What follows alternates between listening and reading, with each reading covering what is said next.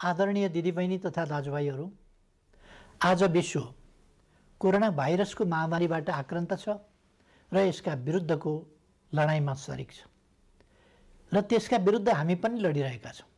यसै क्रममा मुलुक 62 दिनदेखि लकडाउनमा छ। कुनै मानवीय क्षति नहोस् भन्ने हाम्रो अथक प्रयासका बावजुद यसबीचमा नेपालभित्र हाम्रा 3 जना नागरिकको दुःखद निधन भएको छ। उहाँहरूसहित कोरोना भाइरसद्वारा स्वदेश तथा विदेशमा भएको मानवीय क्षतिप्रति दुःख व्यक्त गर्दछु र शोकाकुल परिवारजनमा म गहिरो समवेदना व्यक्त गर्दछु। बन्दाबन्दी आगामी जेठ 20 गतेसम्म जारी छ। यसले गर्दा हाम्रो समग्र अर्थतन्त्र र सम्पूर्ण देशवासीमा पुग्न गएको अप्ठ्यारोप्रति सरकार गम्भीर र संवेदनशील छ।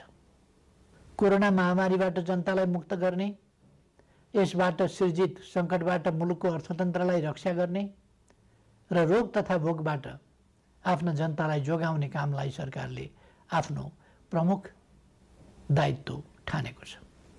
दाजुभाइ तथा दिदीबहिनीहरू, 1 महिना अघि सम्बोधनका क्रममा मैले आउने साताहरू अझ चुनौतीपूर्ण हुने बताएको थिएँ। फागुन 3 गतेदेखि चैत 29 गतेसम्म झन्डै 2 महिनासम्म सङ्क्रमितको सङ्ख्या दोहोरो अङ्कमा ननाग्नु र मानवीय क्षति बेगर बन्दाबन्दीको पालना हुनुले विश्व स्वास्थ्य सङ्गठनले हाम्रो मुलुकलाई अति जोखिमबाट जोखिमको तहमा प्रगति भएको बताएको थियो। तर नयाँ वर्षको पहिलो हप्ता बितेसँगै महामारीको सङ्क्रमण फेरि विस्तार हुन थाल्यो। यति बेला सङ्क्रमितहरूको सङ्ख्या 600 नागेको छ। आसन्न जोखिमले हामीलाई थप सजग हुन, अझ उच्च योजनाका साथ सङ्क्रमणलाई नियन्त्रण गर्न र राज्यका सबै अङ्गहरूलाई महसुस हुने गरी अझ चुस्त र प्रभावकारी बनाउन माग गरेको छ। यस महामारीलाई नियन्त्रण गर्न प्रारम्भिक दिनका तयारीमा केही अलमल जस्तो देखिए तापनि हालसम्म आइपुग्दा हामीले लिएका कदमहरू सफल भएका छन्। लकडाउनले जीवनलाई असहज त बनाएको छ, तर यसले सामाजिक दूरी कायम गर्न, केसहरू पहिचान गर्न, आइसोलेसनमा राख्न र सम्पर्कित व्यक्ति पत्ता लगाउन मद्दत पुर्याएको छ। समयमै गरिएको लकडाउन, अन्तर्राष्ट्रिय सीमा नाका र उडानहरू बन्द गर्ने निर्णय र समयमै तय गरेको अस्पताल सेवा सञ्चालन कार्यविधिको तर्जुमा र कार्यान्वयन लगायतका कदमहरूले महामारीबाट हुन सक्ने डरलाग्दो क्षतिलाई जोगाएको छ। यसबीचमा 2 महिनाका शिशुदेखि 81 वर्षीय वृद्धासम्मलाई निको पार्न सकिनुलाई उपलब्धिका रूपमा लिइनुपर्दछ। यसरी दक्षिण एसियाका कतिपय मुलुकहरूको तुलनामा नेपालमा महामारी नियन्त्रणको स्थिति प्रभावकारी छ, तर त्यो ढुक्क भएर बस्ने स्थितिमा भने छैन। कोरोना विरुद्धको हाम्रो लडाईँ निकै चुनौतीपूर्ण र लामो छ भन्ने यथार्थप्रति सरकार सचेत छ। आपूर्तिका सीमित स्रोत भएका कारण औषधि र स्वास्थ्य उपकरणको खरिदमा सिर्जना भएका केही अप्ठ्याराहरू हल भएका छन्। एकमात्र प्रयोगशालाबाट सुरु भएको कोभिड-19 को परीक्षणलाई 7वटै प्रदेशसम्म विस्तार गर्दै 20 भन्दा बढी प्रयोगशालाबाट अहिले तीव्र बनाइएको छ। परीक्षणको दायरालाई विस्तार गर्न, किट तथा औषधिको प्रबन्ध द्रुत गतिमा गरी यसलाई यथाशीघ्र अझै उन्नत बनाइनेछ। विज्ञहरूले दिएको सल्लाह बमोजिम कम्तीमा जनसङ्ख्याको 2% परीक्षण विस्तार गर्ने योजनामा सरकार छ। प्रत्येक स्थानीय तहलाई कोभिड-19सँग जुझ्न सक्ने गरी स्वास्थ्य सुरक्षा, स्वास्थ्य सेवा, आधारभूत वस्तुहरूको आपूर्ति र शान्ति सुव्यवस्था कायम गर्न सक्ने तुल्याउन सङ्घ र प्रदेश बीचको सहकार्यलाई थप प्रभावकारी बनाइनेछ। खास गरी क्वारेन्टाइनको प्रबन्ध, राहत वितरण, आपूर्ति प्रणालीको व्यवस्थापन र अनुगमनमा स्थानीय तहलाई सक्षम पार्ने गरी साझेदारी अघि बढाइनेछ। क्वारेन्टाइनको सङ्ख्या बढाउने र त्यसको स्तरमा पुनरावलोकन गरी व्यापक सुधार गरिनेछ। आवश्यकता अनुसार बन्द अवस्थामा रहेका होटल तथा उपयुक्त सार्वजनिक संरचनाहरूलाई समेत क्वारेन्टिनको रूपमा प्रयोग गर्ने बारेमा समेत योजना बनाइएको छ। केन्द्रीय योजना र स्थानीय तहको व्यवस्थापनमा सङ्क्रमित नागरिकको स्वास्थ्योपचार र क्वारेन्टिनमा राखिएका व्यक्तिहरूको खानपान तथा हेरचाह व्यवस्थित गरिनेछ। महामारी विस्तार भएको ठाउँलाई सिल गरी त्यहाँ युद्ध स्तरमा परीक्षण तथा नियन्त्रणको कार्यलाई अघि बढाइनेछ। महामारी अहिले फैलिँदो अवस्थामा छ। यस महामारीसँग जुझ्न सबै सरकारी निकायहरू चुस्त र प्रभावकारी हुनै पर्दछ। समयको चुनौती सामना गर्न नसक्ने कुनै पनि संरचनाको नेतृत्वको तत्काल पुनर्व्यवस्था गरिनेछ। राष्ट्रिय सङ्कटको यस घडीमा खेलेको भूमिकालाई नै सम्बन्धित व्यक्तिको मूल्याङ्कनको मुख्य आधार बनाउँदै दण्ड र पुरस्कारको व्यवस्था गरिनेछ। कोरोना महामारी विरुद्ध एकीकृत कमान्ड एवं केन्द्रीय योजनालाई थप प्रभावकारी बनाइनेछ। सङ्घ, प्रदेश र स्थानीय तहबीच कोरोना सङ्क्रमण रोकथाम र नियन्त्रणका क्षेत्रमा जीवन्त सूचना संवाद तथा प्रभावकारी समन्वयका लागि तीनवटै तहमा सम्पर्क व्यक्ति वा निकाय तोकी विद्यमान संस्थागत व्यवस्थालाई अझ चुस्त तुल्याइनेछ। फैलिँदो महामारीप्रति चासो राख्ने र यस महामारी विरुद्धको लडाइँमा कुनै न कुनै रूपमा संलग्न विभिन्न पक्षलाई समेटेर एउटा परामर्शदात्री संयन्त्र छिटै घोषणा गरिनेछ। दिदीबहिनी तथा दाजुभाइहरू, कुनै पनि विषयले कोरोना विरुद्धको जारी युद्धलाई कमजोर पार्न हुन्न भन्नेमा म स्पष्ट छु। मैले पहिले पनि भनेको छु, मानिसका लागि जीवन पहिलो कुरा हो। रोग वा भोक केहीबाट पनि हाम्रा देशवासीको जीवन जोखिममा पर्न नदिन सरकार हदैसम्म प्रयत्नशील रहन्छ। यस कार्यमा सरकार सबै देशवासीबाट आजसम्म प्राप्त सहयोगका लागि आभारी छ र आगामी दिनमा थप रचनात्मक सहयोगको अपेक्षा पनि गर्दछ। अहिले मुलुक बाहिर रहेका नेपालीहरूको घर फर्किने क्रम बढेको छ। मैले नेपालीहरूको ठुलो सङ्ख्यामा कार्यरत रहेका मुलुकका सरकार तथा राष्ट्र प्रमुखसँग गम्भीर संवाद गरेको छु। नेपालीहरूको अप्ठ्यारोमा सहयोग गर्न मैले गरेको आग्रहमा उहाँहरूले निश्चिन्त रहन आश्वस्त पार्नु भएको छ। म उहाँहरू सबैलाई धन्यवाद भन्न चाहन्छु। यसका अतिरिक्त कोभिड-19 को विश्वव्यापी सङ्क्रमणको कारणबाट उत्पन्न असहज परिस्थितिमा स्वदेश फर्कनुपर्ने अवस्थामा रहेका नेपालीलाई स्वदेश फर्काउने व्यवस्था सम्बन्धी विस्तृत योजना सहितको आदेश तत्काल जारी गरिनेछ। विश्वका जुनसुकै कुनामा अप्ठ्यारोमा परेका आफ्ना देशवासीहरूलाई सरकारले समयमै उद्धार गर्छ। समस्याको प्राथमिकता र देशभित्रको तयारीका बीच सन्तुलन मिलाउँदै यो काम छिट्टै सुरु गरिनेछ। सरकार आफ्ना नागरिकप्रति संवेदनशील छ, यसमा निश्चिन्त रहन म सबैमा आग्रह गर्दछु। विश्व स्वास्थ्य सङ्गठनको प्रोटोकल अनुरूप घर फर्कनेहरूको सीमा पार गर्नु अघि अनिवार्य परीक्षण हुनुपर्ने थियो, जसले महामारीलाई समुदाय स्तरमा फैलिनबाट धेरै हदसम्म जोगाउन सक्थ्यो। तर छिमेकी मित्र राष्ट्र भारतबाट अधिकांश घर फर्कनेहरू नियमको पालना र परीक्षण बिना नै अनेक कष्ट झेल्दै ठुलो सङ्ख्यामा सीमा पार गरिरहनु भएको छ। परीक्षणको अभावमा महामारी तीव्र गतिमा फैलिनमा यसले पनि योगदान गरिरहेको छ। स्वदेश भित्रिसक्नुभएका दाजुभाइ दिदीबहिनीहरूले छिटो परीक्षण गर्न, सामाजिक दूरी कायम गर्न, सुरक्षित ढङ्गले क्वारेन्टिनमा रहन र अन्य नियमहरूको पालना गर्न जरुरी छ। यस काममा उहाँहरूलाई आवश्यक सहयोग पुर्याउने थप दायित्व स्थानीय तहको काँधमा आइपरेको छ। यस्तै अवस्थामा जनस्तरमा पारस्परिक सहयोगको आवश्यकता हुन्छ। जनताबीचको आपसी सहयोग र सजगतामा मात्रै कोरोना जस्तो महामारीको सङ्क्रमणलाई नियन्त्रण गर्न सकिन्छ।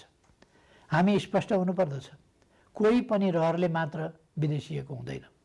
कोरोना सङ्क्रमण जो कसैलाई पनि हुन सक्छ, कसैले पनि इच्छाले सङ्क्रमण बोकेर फर्किएको पनि हुँदैन।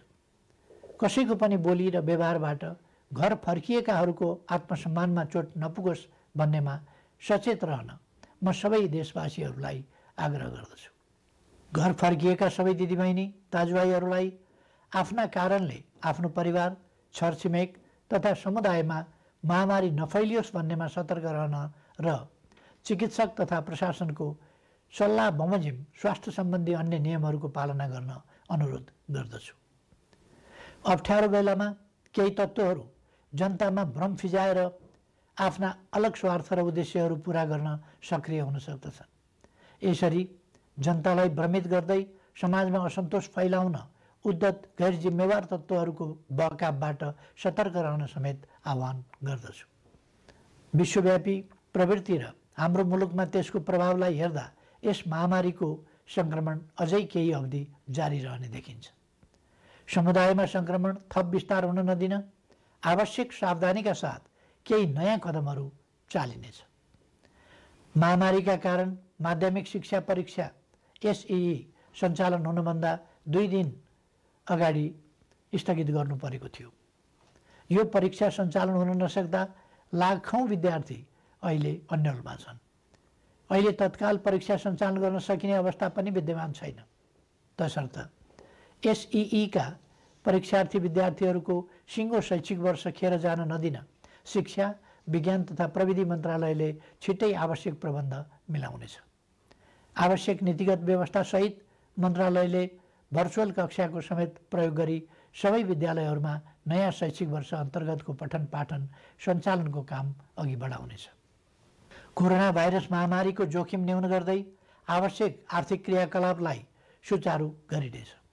सरकारको नीति तथा कार्यक्रममा जोड दिइए अनुरूप खेतीपातीको याम खेर जान नदिन सामाजिक दूरी र आवश्यक परहेजलाई ख्याल गरी कृषि कार्य अघि बढाइनेछ। समुदायमा सङ्क्रमण फैलिन नदिन मानिसको आवागमनलाई आवश्यक मात्रामा सीमित गर्ने गरी प्रशासनिक कडाइलाई भने कायमै राखिनेछ। कोरोना महामारीका कारण थपिन सक्ने गरिबी र बेरोजगारीलाई समाधान गर्न कृषि क्षेत्रको अहम भूमिका हुने कुराप्रति सरकार सचेत छ। ठुलो मात्रामा आधुनिक यन्त्र र प्रविधिको प्रयोग गरी व्यावसायिकीय कृषि उत्पादनको कार्य अपेक्षित मात्रामा हुन नसक्नु, मेहनत तथा लगानी गर्ने उत्पादक र मूल्य तिरेर खरिद गर्ने उपभोक्ताको अहित हुने, तर किसान र उपभोक्ताको बीचमा रहने बिचौलियाले भने अनुचित फाइदा उठाउने जस्ता समस्या कृषि क्षेत्रमा रहेको आजको गम्भीर समस्या हो। यस समस्यालाई सम्बोधन गर्न आवश्यक खाद्य वस्तुहरूको आयातलाई घटाउने, कृषिमा आत्मनिर्भर हुने, क्रमशः कृषि उत्पादनको निर्यात तीव्र पार्ने र कृषि क्षेत्रमा ठुलो मात्रामा रोजगारी र स्वरोजगारी सृजना गर्ने कार्यक्रम हालै संसदबाट नीति तथा कार्यक्रमका रूपमा पारित गरिसकिएको छ। कोरोना महामारीका बीच पनि अर्थतन्त्रलाई चलायमान राख्ने र राष्ट्रिय गौरवका आयोजना लगायत कतिपय विकास आयोजनालाई अगाडि बढाउने हाम्रो प्रयास र प्रयोग सफल भएको छ।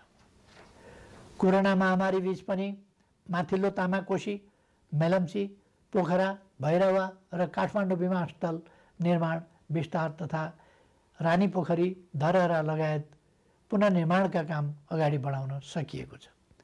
यसले कोरोनालाई छल्दै विकासका काम अगाडि बढाउन सकिन्छ भन्ने पुष्टि भएको छ। अब नियन्त्रणको सीमाभित्र रहन सक्ने थप उद्योगहरूलाई सञ्चालनको अनुमति दिइनेछ।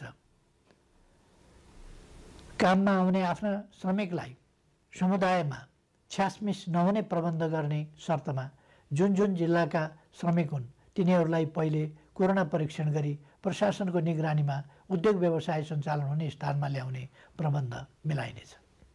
सम्बन्धित उद्यमीले आफ्नो व्यवसायमा रहने श्रमिकहरूले तोकेको प्रोटोकल पालना गरे नगरेको अनुगमन आफै गरी त्यसको नियमित जानकारी सम्बन्धित प्रशासनिक निकायमा गराउनु पर्नेछ। यसको प्रभावकारिताको आधारमा क्रमशः थप व्यवसाय सञ्चालनको प्रक्रिया अघि बढाइनेछ। दैनिक आवश्यक वस्तुहरूको आपूर्ति सहज तुल्याउने र आन्तरिक उत्पादन वृद्धिका लागि कच्चा पदार्थदेखि उत्पादित वस्तुको बजारसम्मको श्रृङ्खला अवरुद्ध हुन दिइने छैन। आवश्यक वस्तुहरूको आन्तरिक ढुवानी र आयात निर्यात सहज बनाइनेछ।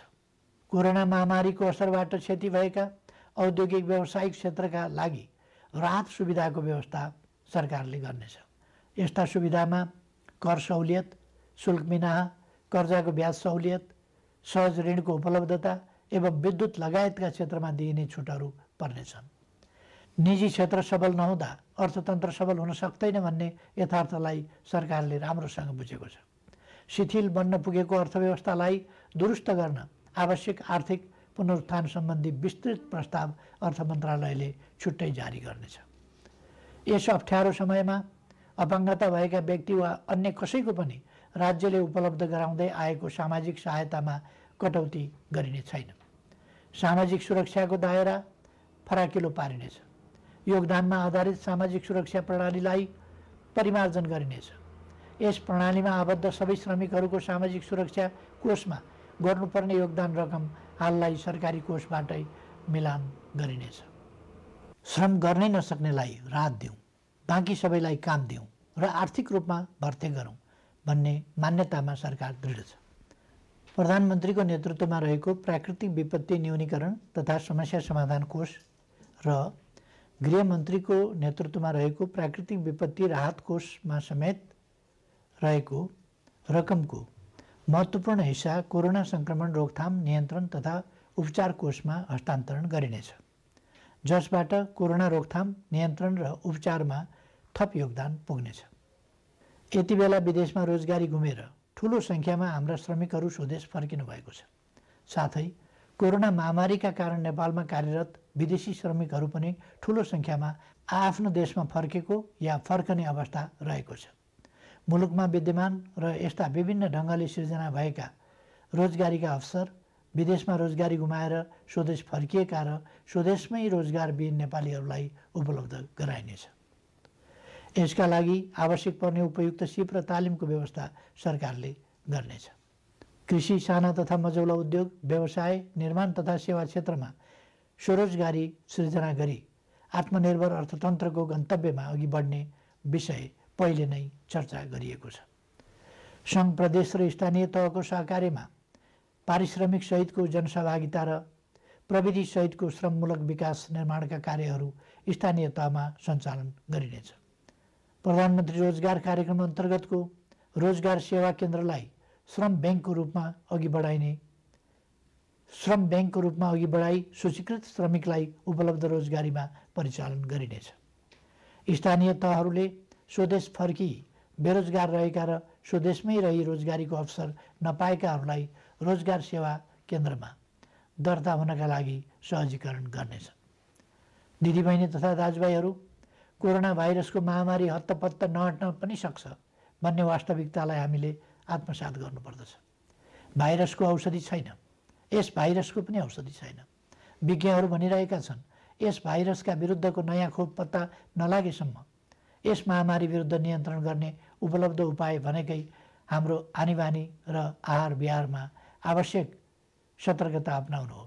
हालसम्मका उपायहरू हुन् भाइरसलाई व्यक्तिबाट व्यक्तिमा सर्न नदिन, सामाजिक दूरी कायम गर्ने र हरेक व्यक्तिमा प्रतिरोधी क्षमता वृद्धि गर्ने।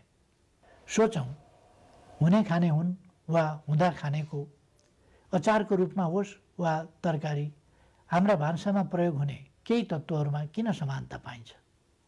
किनकि त्यसमा औषधीय तत्त्व छ। हाम्रा पूर्वजहरूले हजारौँ वर्ष अगाडिदेखि गहिरो अनुसन्धान गरेर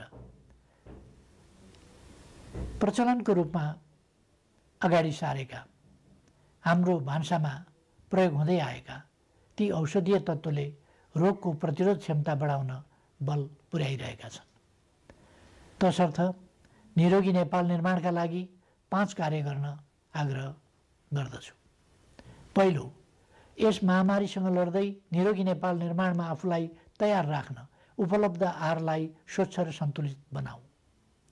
दोस्रो, लकडाउनको समयमा उपलब्ध फुर्सदलाई स्वस्थ रहन उपयोग गरौँ। शारीरिक र श्वास प्रश्वासको चुस्तताको लागि घरैभित्र व्यायामलाई निरन्तरता दिउँ। तेस्रो, भाइरस फोहोरमा रमाउँछ। आफ्नो शरीर र वासस्थान दुवैको सरसफाइमा एकदमै ध्यान दिउँ। चौथो, स्वस्थ रहनका लागि पर्याप्त आराम आवश्यक छ, यसमा ध्यान दिउँ। पाँचौँ, उच्च मनोबल कायम राखौँ। भय र त्रास, चिन्ता र आशंकाले रोगव्याधिका विरुद्धको लडाइँमा कमजोर तुल्याउँछ। कोरोना भाइरसबाट जीवन गुमाउनेको सङ्ख्या प्रतिशतमा हेर्ने हो भने हामीले सामान्य ठानेका मौसमी रुगाखोकीबाट मर्नेको भन्दा कम छ भन्ने त तथ्याङ्कले नै बताएको छ। नबोलौँ, हरेक चुनौतीको सामना गरेर नै मानव जाति आजको स्थानमा आइपुगेको हो। मानव जातिले सभ्यताको इतिहासमा असाधारण प्रतिकूलताहरूको सामना गरेको छ। हिमयुग जस्ता अनेक कठिन समय पार गरेको छ। औषधि र अस्पताल नै नभएको बेलामा समेत अनेकन महामारीहरूको सामना गरेर अघि बढेको छ। मैले पहिले पनि चर्चा गरेको छु, चुनौतीको सामना गर्ने, लडेको ठाउँबाट धुलो टकटकाउँदै उठ्ने र अघि बढ्ने नेपालीको चरित्र हो। हाम्रो आनीबानी र खानपिन ठिक हुँदा हामी जोगिन्छौँ र कोरोनालाई पराजित गर्न सक्छौँ। त्यसैले सकारात्मक सोच राखौँ। सरकारले यसलाई निरोगी नेपाल निर्माण अभियान भनेको छ। निरोगी नेपाल निर्माणलाई मूल स्वास्थ्य नीति बनाएको छ। प्रकृति मैत्री स्वच्छ जीवन प्रणाली प्रवर्धन गरी नेपालीको रोग प्रतिरोधी क्षमता वृद्धि गर्न निरोधात्मक कार्यक्रम सञ्चालन गर्ने नीति अघि सारिएको छ। हाल कोरोना महामारी विरुद्ध सबै सामर्थ्य लगाउने र कोरोना मुक्त नेपालको स्वास्थ्य सेवामा प्रतिरोधात्मक र उपचारात्मक विधि अवलम्बन गर्न सरकार प्रतिबद्ध छ। नेपालीहरूको मनोबल उच्च छ र प्रतिरोध क्षमता पनि असाधारण छ। यस महामारीलाई सरकारले अघि सारेका विभिन्न उपायहरूसहित आफ्नो उच्च मनोबल र प्रतिरोध क्षमताका साथ पराजित गर्नेछौँ भन्ने मैले विश्वास लिएको छु। सबैमा सुस्वास्थ्यको कामना गर्दछु।